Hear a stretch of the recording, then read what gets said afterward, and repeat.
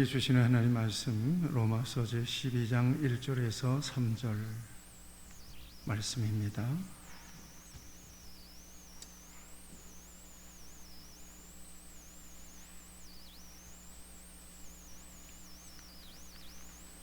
로마서 12장 1절에서 3절까지는 말씀.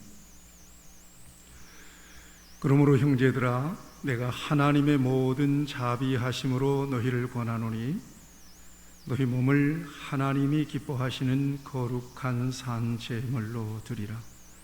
이는 너희가 드릴 영적 예배니라. 너희는 이 세대를 본받지 말고 오직 마음을 새롭게 함으로 변화를 받아 하나님의 선하시고 기뻐하시고 온전하신 뜻이 무엇인지 분별하도록 하라. 아멘. 자, 오늘은 본문 말씀을 의지해서 성도가 되었다면이라고 하는 제목인데요. 여기 보면 진정한 그리스도인 이렇게 제목을 붙여봤습니다. 다 같은 말인데요. 진정한 그리스도인이라고 하는 것은 예수 그리스도를 나의 구주, 나의 하나님으로 믿고 영적 신분이 바뀐 사람입니다. 같이 고백합시다. 믿어지는 것이 은혜입니다. 믿어지는 것이 은혜예요. 눈에 보이지 않는 하나님이 인격적으로 살아계신 하나님으로 믿어지는 것이 은혜입니다. 자신이 죄인이며 죄의 형벌을 깨닫는 것이 은혜입니다. 예수님께서 십자가로 자신의 모든 죄를 대속하시고 구원하심을 믿는 것이 은혜입니다. 이처럼 구원에 감격해서 믿는 자로 사는 것은 특별한 은혜입니다. 하나님과 관련해서 믿음을 말할 때는 100% 하나님의 은혜입니다. 같이 하시죠. 오직 하나님의 은혜입니다. 아멘. 저는 믿습니다. 오직 하나님의 은혜입니다. 여기 나의 의지나 나의 공로는 없어요. 아무리 생각해도 없는 거예요. 아무리 파보려고 해도 허물만 나와요. 부족함만 나오는 거예요. 그런 것들이 나올 때마다 하나님의 은혜로 나를 자꾸 덮어주세요. 그래서 이렇게 하나님 앞에서 예배하는 거거든요. 지난주에 말씀드린 대로 지난주에 선택의 말씀을 드렸잖아요. 이해할 수 없는 선택이에요. 여러분은 어떻게 생각하실지 모르겠어요. 저는 그래요. 여러분 모두도 아마 그럴 거예요. 막 그렇지 않다고 생각하면 그렇다고 여기세요. 이해할 수 없다. 내가 믿고 또 의지함은 내 모든 형편 아시는 주님, 왜 내게 성령 주셔서 내 마음을 감동해 주 예수 믿게 하는지 I don't know. 나는 모르겠어. 하나님의 특별하신 은총이에요. 놀라운 은혜, 여러분 이 은혜에 붙잡혀서 하시기를 주님의 이름으로 축복합니다. 로마서를 보게 되면요, 로마서를 통해서 오늘 하나님께서 우리를 어떻게 구원하시는지에 대해서 너무나 소상하게 잘 가르쳐주고 계세요. 그래서 제가 말씀드린 대로 로마서 안에만 이렇게 있으면 좋겠다. 로마서 안에서 성경 떠나지 말고 로마서 안에서 그냥 거기서 그냥 앉아왔으면 좋겠다. 계속 로마서 1장으로 돌아가서 다시 보고 했으면 좋겠다. 거기에서 우리 죄인의 모습을 정당하게 보여줍니다. 하나님과 떨어져서 범죄한 인간들의 모습을 청단하게 보여줘요.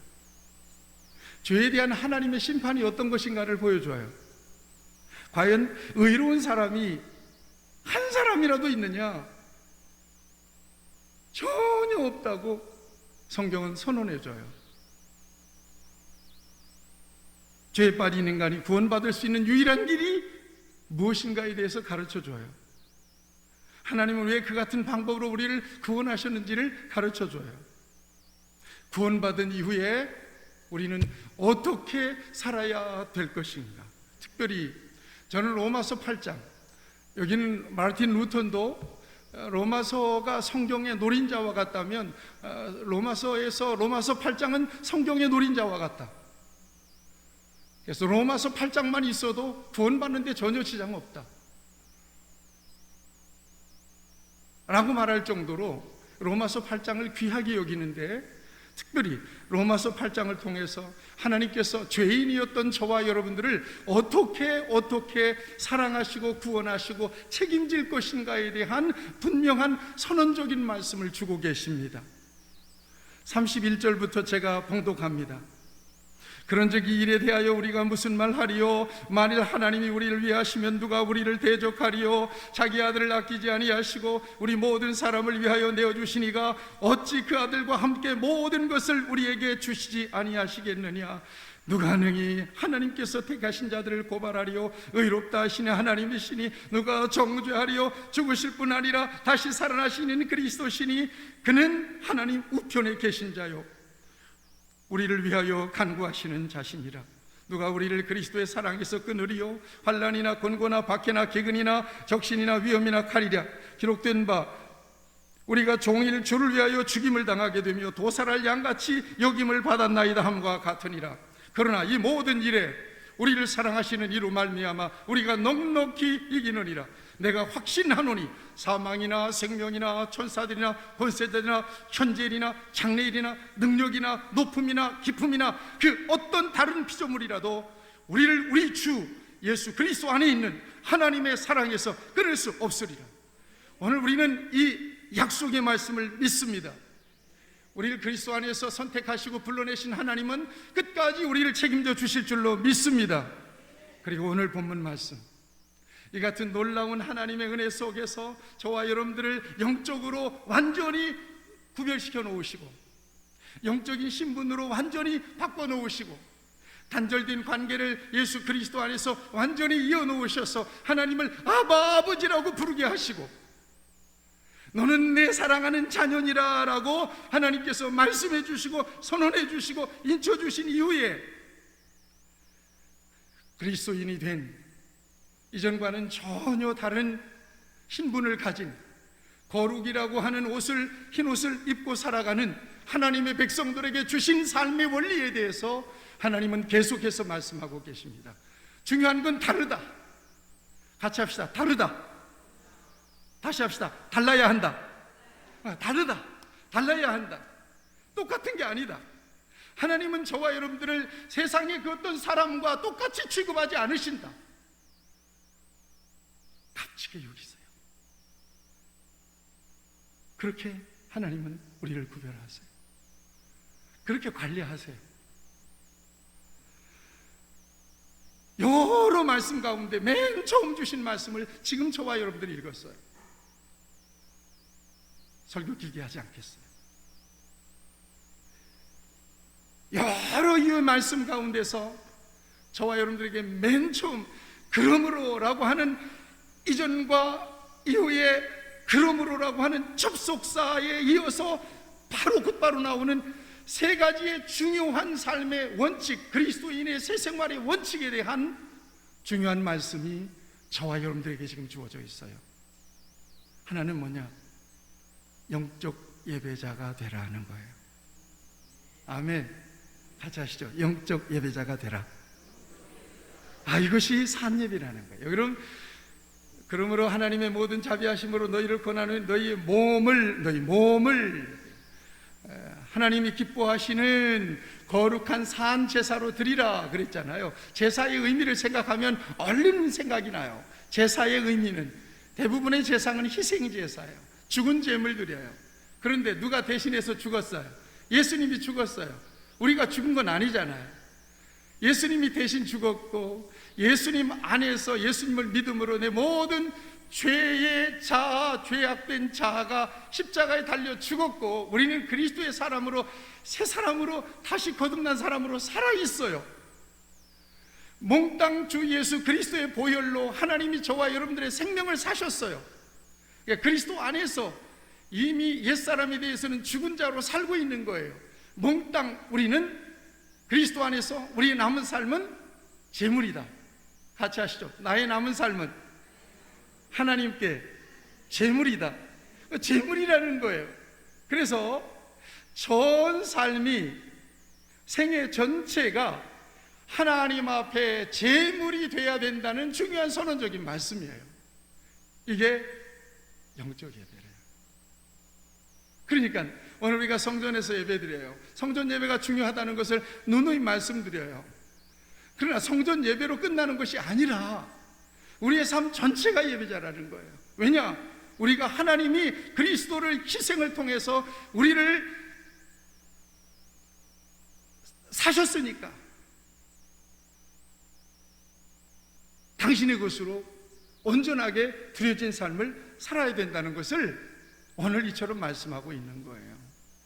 고린도전서 6장 19절 20절에서 너희 몸은 너희가 하나님께로부터 받은 바 너희 가운데 계신 성령의 전인 줄을 알지 못하느냐. 너희는 너희 자신의 것이 아니라 값으로 산 것이 되었으니 그런즉 너희 몸으로 하나님께 영광을 돌리라. 이렇게 말씀하고 있어요. 몸으로 하나님께 영광 돌려라. 값으로 샀으니까 너는 내 것이다. 이제부터는 제물이다. 우리의 삶을 하나님 앞에 제물로 드리는 것, 하나님 이 예배를 영적 예배로 하나님이 받으시기를 원하신다는 말씀을 주고 계십니다. 두 번째, 이 세대를 본받지 말아라 그랬어요. 이 세대는 악한 세대예요. 원어적으로 봐도 이 세상신 공중 권세 잡은 자가 다스리는 세상이에요. 이 세상을 본받지 마라, 세대를 본받지 말라는 것은 따라 살지 말라는 거예요. 따라 살지 않으려면 어떻게 해야 돼요? 거슬러야 되잖아요. 거슬려야 되잖아요. 이게 세상과 편승해서 따라가면 안 된다는 거예요. 안 따라가면 어떡할 거예요? 그러면 거슬러야 되잖아요. 이렇게. 그러면 세상이 힘이 얼마나 엄청나게 많은지 몰라요. 큰 흐름을 가지고 지금 가고 있는데 우리는 아니라고 거부하면 여기서 충돌이 일어나겠죠. 희생도 일어나겠죠. 기득권도 잃어버리겠죠. 고난도 당하겠죠. 그래서 믿는 자는, 올바르게 믿기를 원하는 사람은 이런 곳에서 믿음 안에서 살려고 하는 우리의 거룩한 의지 때문에 세상과 충돌하기 때문에 고난도 생기고 핍박도 생기고 어려움도 생긴다는 거예요. 사실 예수 믿는 사람들이 온전한 믿음 안에서 때로는 세상과 충돌할지라도 기득권을 잃어버리는 한이 있다 할지라도 담대하게 믿음의 자리를 지키고 거룩한 신분을 지켜야 함에도 불구하고 그렇게 하지 못한 것이 오늘 이지경 교회가 된 것입니다. 다시 얘기하면 예수님께서 뭐라고 말씀하세요? 열매를 말씀하시잖아요. 믿음은 좋은데 열매가 없는 거예요. 믿음은 좋은데 행함이 없는 거예요. 이것이 바로 오늘 우리의 믿음의 현 주소일 수 있고요, 이 땅의 교회의 모습일 수 있다는 얘기입니다. 다 따라가는 거예요. 시편 1편에서 말씀하잖아요. 복 있는 사람은 악인의 꾀를 따르지 아니하며 죄인의 길에 서지 아니하며 오만한 자리에 앉지 않는다는 거예요. 저와 여러분들은 하나님의 백성으로서 하나님께서 저와 여러분들에게 주신 명령에 순종하는 사람입니다. 그 어떠한 어려움과 고난이 있다 할지라도 그런 의미에서 악한 세대를 본받지 않는 삶은 거듭난 사람의 중요한 삶의 원리입니다. 돌아봐야 될 것입니다. 내가 믿음 안에서 거듭난 하나님의 사람이 되었음에도 불구하고 아직도 세상의 풍조를 따라서 섞여 있는지, 아직도 어둠의 자리에서 분별 없이 살아가고 있는지 우리 자신을 돌아볼 수 있어야 될 것입니다. 세 번째, 같이 하시죠. 하나님의 뜻을 분별하라. 아멘. 하나님의 뜻 좀 제발 분별하라는 거예요. 아까 이 권사님이 내 뜻과 하나님의 뜻은 인간의 뜻, 하나님의 하늘과 땅처럼 다르다고 그랬어요. 오늘 우리가 이 같은 어려움 속에서 하나님의 계획이 어디 있는지 잘 모르겠어요. 지금은 깜깜해요. 믿는 자의 위상이 땅에 떨어졌어요. 다시 전도가 될까? 다시 이 땅의 교회의 거룩한 어떤 그 권위가 회복될 수 있을까? 물음표예요. 아직은 잘 안 보이는 것 같아요. 그러나 여러분, 하나님은 그래도 이 땅의 교회를 통해서 이 세상을 구원하실 줄로 믿습니다. 이것을 여러분 믿으시기를 바랍니다. 도덕적으로나 윤리적으로도 아무리 세상이 뭐라 그래도 복음은 변치 않는 거예요. 하나님과 우리 사이에 유일한 복음, 유일한 생명의 복음만이 살리는 능력이 있음을 오늘 세상은 간과하고 있는 거예요. 욕하려면 욕하라 그래요. 손가락질 하면 손가락질 하려고 그래요. 중요한 건 교회가 복음을 가졌어요. 그 복음을 외면하면 멸망이에요. 이런 거룩한 자존감으로 저와 여러분들이 끄떡없이, 그럼에도 불구하고 우리는 사람들의 감정이나 사람들의 표정이나 사람들의 말에 의해서 움직이는 것이 아니라 하나님의 명령에 의해서, 나의 신앙과 고백에 의해서 움직인다. 말씀을 붙잡고 움직인다. 한 발자국도 못 움직인다. 이 분명한 확신과 믿음 안에서 저와 여러분들이 견고하게 서야 될 줄로 믿어요. 하나님의 뜻을 분별 좀 해라.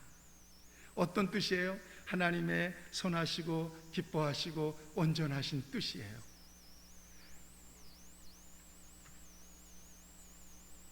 내 뜻대로 살지 말아라는 거예요. 오늘 여러분들에게 선명한 하나님의 음성으로 들릴 수 있게 되기를 바랍니다. 여기에 분별하라는 말은 도키마조라고 하는 말이에요. 테스트를 좀 해보라는 거예요. 시험 좀 해보라는 거예요. 저울질 좀 해보라는 거예요. 입증해보라는 거예요. 인정해보라는 거예요.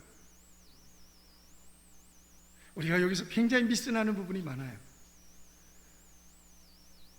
예수님을 주인으로 모시고 살면서, 하나님이 내 인생의 주인으로 모시고 살면서, 하나님이 내 인생의 목적입니다라고 고백하고 살면서도 하나님의 뜻을 분별하는 것에는 굉장히 부족함이 많아요. 그러니까 우리의 신앙과 고백과 삶이 괴리가 생기는 거예요. 어긋나지는 거예요. 하나님의 뜻을 분별하도록 하라. 자, 세 가지 명확하게 주신 말씀 같이 하시죠. 영적 예배자가 되라. 이 세대를 본받지 마라. 그 다음에 하나님의 뜻을 분별하라. 자, 여러분 이거 오늘 꼭 기억하셔야 돼요. 근데 이 말씀만 우리가 생각하면 너무나도 평범한 말씀이에요. 오늘 이 말씀을 이 시대 속에서 적용해서 우리가 들으면서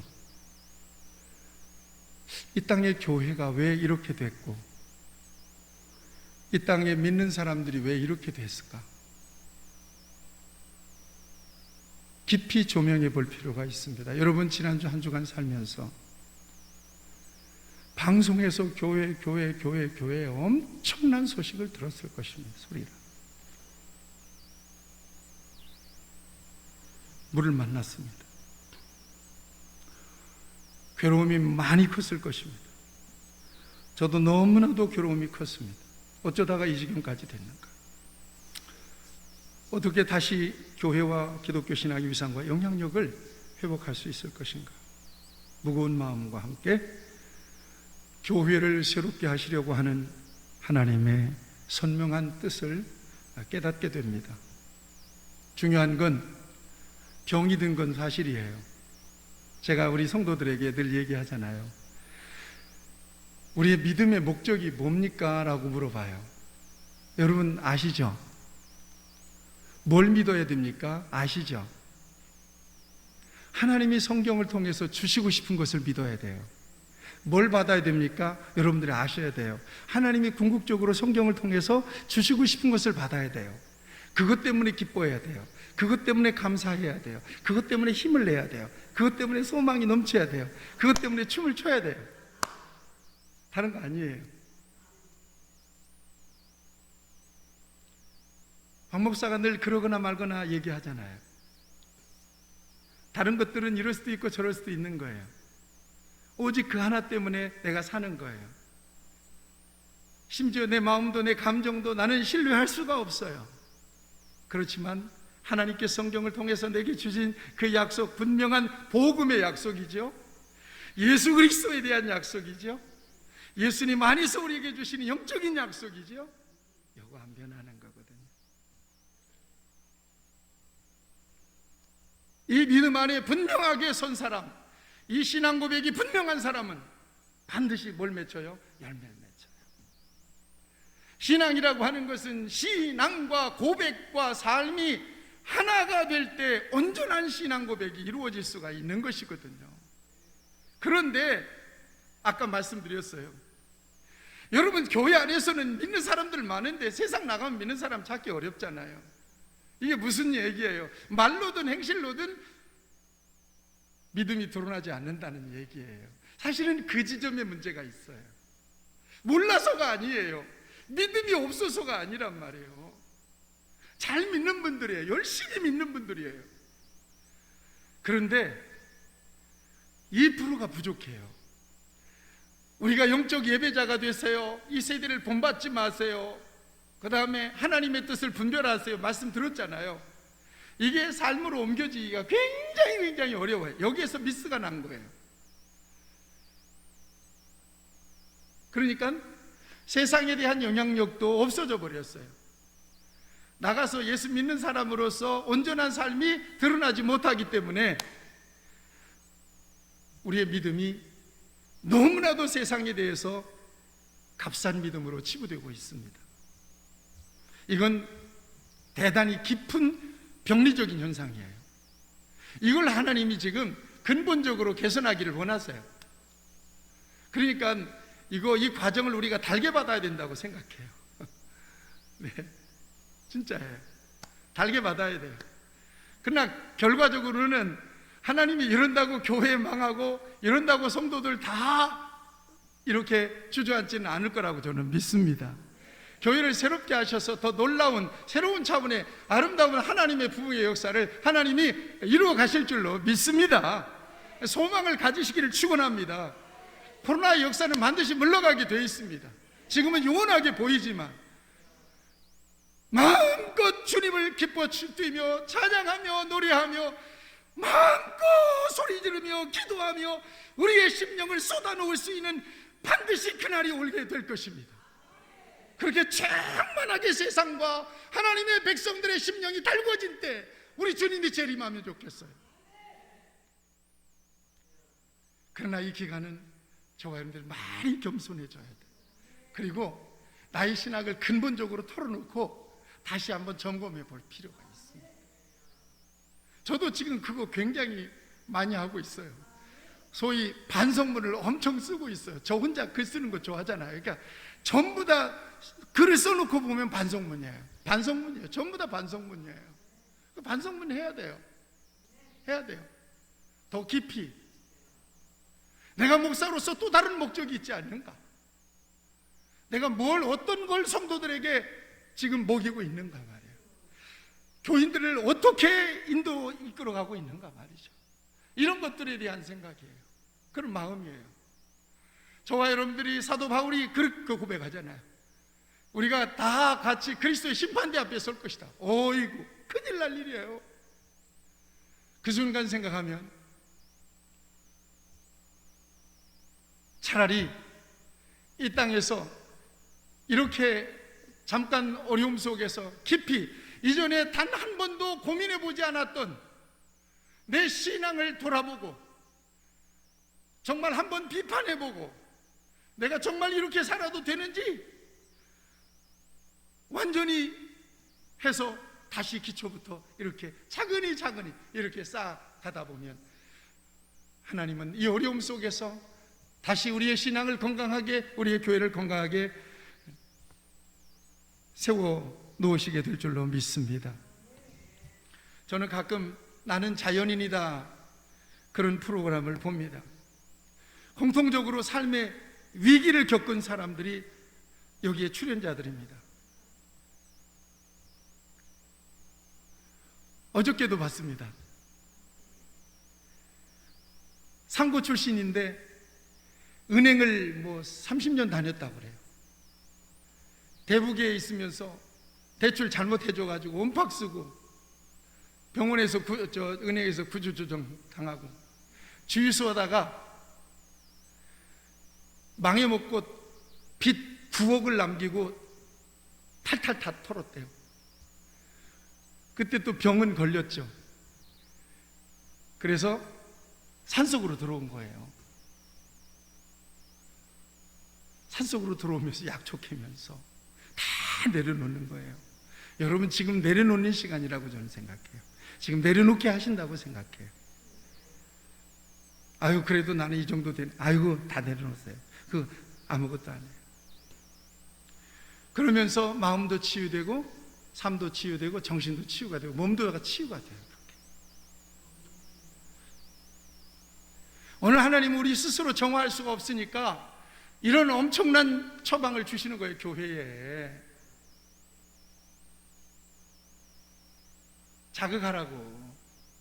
누구 때문에 그러겠어요? 지금 교회 때문에 그런 거예요. 여러분 기독교 사상 이후로 로마 시대, 박해 시대 이후로 교회가 이렇게 엄청난 포화를 맞은 적이 있습니까? 놀라운 것은 엊그저께 어느 목사님이 나한테 살짝, 어느 사모님이 살짝 들려줘요. 목사님 저기 부천에 어느 교회는요 구청에서 와서 그 큰 교회인데 부천에서 와서 교회 문을 딱 잠그고 갔대요. 이거 만약에요 이런 사태가 아니면요 종교 탄압이다 그래가지고 난리가 날 겁니다. 이럴 수가 없는 거죠. 가장 신성한 거잖아요 그게. 그런데 지금은 할 말이 없어. 하나님이 교회를 그렇게 만들었어요. 저도요 코로나 초창기 때 신천지들이 막 그랬을 때 말이죠 SNS다가 막 대단히 공격을 했어요. 날카롭게. 정부가 아무리 그래도 예배를 규제할 수 있느냐, 교단장들은 지금 벙어리들이냐, 다 일어나서 빨리 성명서 발표하고 정부와 대정부 투쟁을 해야 된다. 이거 종교 탄압이다. 근데 지금 아무 말도 안 하고 있어요. 왜냐하면 내가 한마디 했다가는 큰일 날 것 같아요. 너무나 미안하니까. 교회가 저지른 죄가 너무 크니까. 잘못했어요. 잘못한 거예요. 여러분 감사하셔야 돼요. 제가 여기서 정치 얘기 안 하는 거 감사하셔야 돼요. 어떤 목사님들은 데리고 막 대무장에 나간대요. 여러분 다른 거 몰라도 그거 하나 감사하세요. 난 정치적 일체 얘기하지 않습니다. 왜냐? 어떤 목사님이 나한테 물어봐요. 그래서 내가 그랬어요. 교회는 하나님께서 이 땅에 세우신 분명한 목적이 있어요. 그 목적이 있는 거예요. 그 목적대로 세웠지 교회가 저서 일체 정치적인 선동하면 안 돼요. 얘기했거든요. 잘했죠? 여러분 그래요. 그런데 지금 교회가 그렇게 빠져들어가서 믹싱이 돼 있어요. 이런 어려움이 있어요.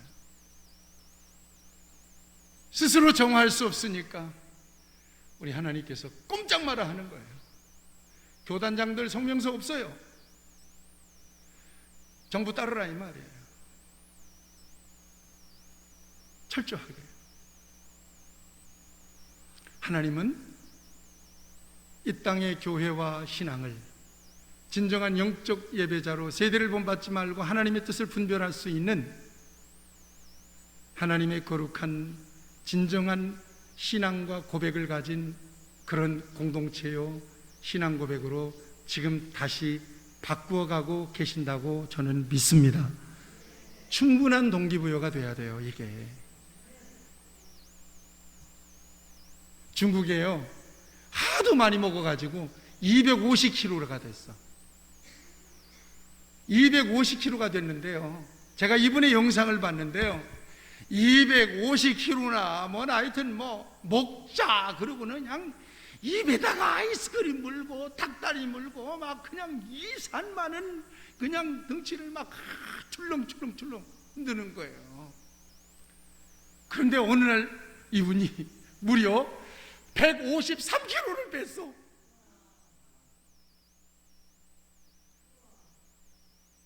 153kg면요 우리 김홍란 사모 3사람이에요 4사람 정도 나와야 돼요. 근데 어떻게 그렇게 됐냐 그랬더니 사랑하는 애인이 더 이상 찌면 죽을 것 같은 거예요. 그러니까 병원으로 데리고 간 거예요. 그러니까 병원에 의사가 딱 앉혀놓고 그 사람에게 사형 선고를 내렸어요. 당신 이렇게 살면 1년 안에 죽습니다. 그런 거예요. 1년 안에 당신은 반드시 죽습니다.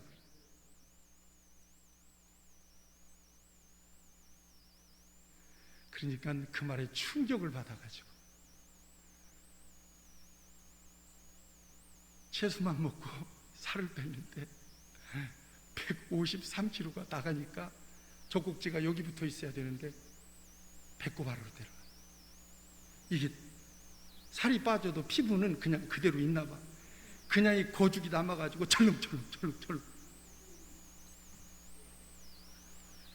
여러분, 저와 여러분들 믿는 사람들이 가지고 있는 고정관념과 아집이요 대단합니다. 잘못됐는데도요, 잘못됐다고 얘기해도요, 아니라고요, 이게 맞다고 그런단 말이에요. 하나님은요, 이 땅의 교회를 보는 거예요. 신앙과 삶이 너무나도 부조화가 되고 믿는 사람들이 이렇게 많은데 세상은 이렇게 부질싸하고 어지러워지고 도대체 진정으로 믿는 자가 어디 있느냐.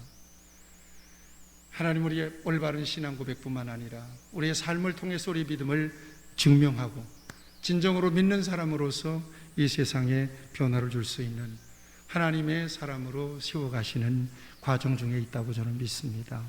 제가 지난주에 아주 몸이 피곤하고 안 좋아서 주일 아침에 자고 일어났는데 대상포진이 양쪽 옆구리에 그득하게 왔어요. 그래서 난 처음에는 뭔지도 몰랐는데 보니까 물집이 생기고 영 견딜 수가 없어요.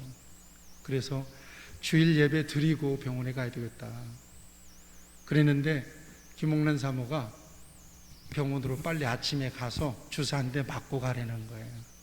그래서 또 순종 안 하면 안 되니까 또 순종해서 아침에 일찍 병원에 가서 진찰을 받았는데 한쪽 옆구리에 오는 건 많은데 양쪽 옆구리에 붙은 거는 자기는 처음 봤대요. 그렇다고 독하게 약을 먹고 좀 잘 먹고 쉬라고 그런 얘기를 해요. 그러면서 일주일분의 약을 먹는데 이거 먹다가 완화됐다고 끊으면 안 됩니다. 7번을 꼬박 다 먹어야 얘가 죽을 똥말똥합니다. 그러니까 다 먹으세요. 그래서 제가 이제 한 3봉지 정도 안 배놓고 다 이제 거의 다 먹었는데 많이 좋아졌어요. 나는 우리 하나님 우리를 너무나 사랑하기 때문에, 교회를 사랑하기 때문에 우리 교회와 성도들을 믿음을 진단하는 거예요. 여러분, 신앙 고백도 중요하지만 정말 이것이 온전한 믿음 되기 위해서 우리의 삶을 통해서 옮겨져서 사실은 초대 교인들처럼 세상의 외인들에게도 이렇게 칭찬이 되고 뭔가 믿는 자의 흔적과 열매가 나타나야 되는 게 맞는 거예요.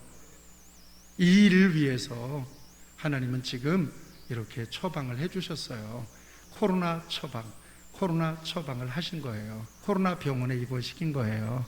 저와 여러분들 신앙의 불편함, 예배의 불편함이 있습니다. 그럼에도 불구하고 이럴 때 교회를 새롭게 하시고 또 우리의 믿음을 새롭게 하시려고 하는 하나님의 계획을 생각하고 같이 따라합시다. 영적 예배자가 되라. 이 세대를 본받지 마라. 하나님의 뜻을 분별하라. 아멘. 이 말씀대로 저와 여러분들이 세상에 나가서 믿는 자로 새롭게 살아갈 수 있게 되기를 주님의 이름으로 축복합니다. 좋으신 아버지 감사합니다. 오늘 하나님 앞에 이처럼 어려움 중에서도 예배합니다. 하나님 영광 받으시기 원하며 사랑하는 권속들 한 사람 한 사람 머리에 주의 손을 얹어 주시옵소서. 정말 예수 그리스도 그 이름 앞에, 그 권세 있는 이름 앞에 온전하게 바쳐진 영적 예배자로 살기 원하며 하나님, 이 악하고 어리어지러운 세대에 아버지 하나님이여 참으로 본받지 않고 거룩한 하나님의 백성으로 구별되어서 하나님의 뜻을 분별하고 주의 뜻대로 순복하여 아름다운 열매가 있고 하나님을 가장 기쁘시게 하는 복된 성도들로 새로워지는 은혜가 있기 원하고 하나님의 교회와 하나님의 백성들의 믿음을 새롭게 하시려고 하는 하나님의 이 계획을 오늘 우리가 깨닫고 하나님 아버지 겸손하고 진실하게 교회와 우리의 믿음을 새롭게 하기 위하여도 기도하며 하나님 영적으로 하나님을 향하여 깨어 살아가는 주의 자녀들이 되도록 역사하여 주옵소서. 예수님의 이름으로 기도하옵나이다. 아멘.